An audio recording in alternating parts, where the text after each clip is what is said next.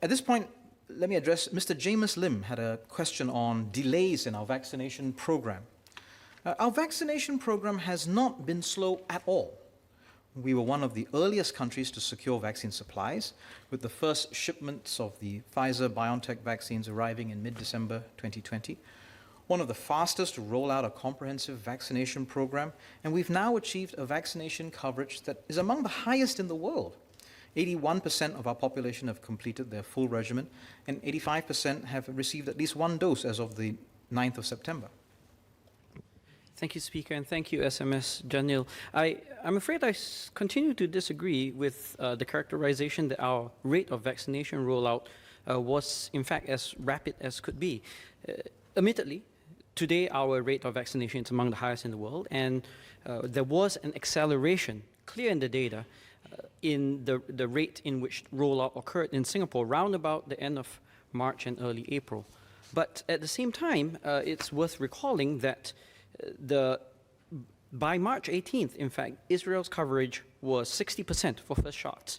And this is in light of the fact that the government has stated that advance purchases occurred in June 2020, and our first shipments were in December. So I'm thinking specifically about that 3-month gap between January and April, where rollout remained low. And in fact, if I may quote, this was shared in this House by then Minister Ong, that there was a concern that, and I'll quote, that many developing countries are still trying to secure supplies, and fortunately we had negotiated advance purchase agreements, end quote. And so given this fact that we had already negotiated this advance agreement, it's puzzling why we were not able to accelerate this rollout in the first 3 months of this year.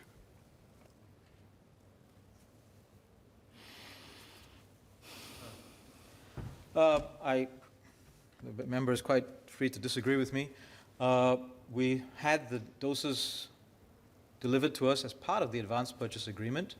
The manufacturers were under some strain to produce as much as they can, not just for us, but for the whole world. But I think our contractual agreements were honored.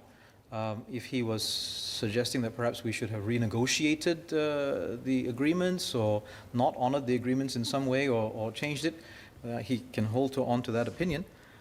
But I thank him for agreeing that now we have indeed done relatively well compared to perhaps what the situation looked like in March.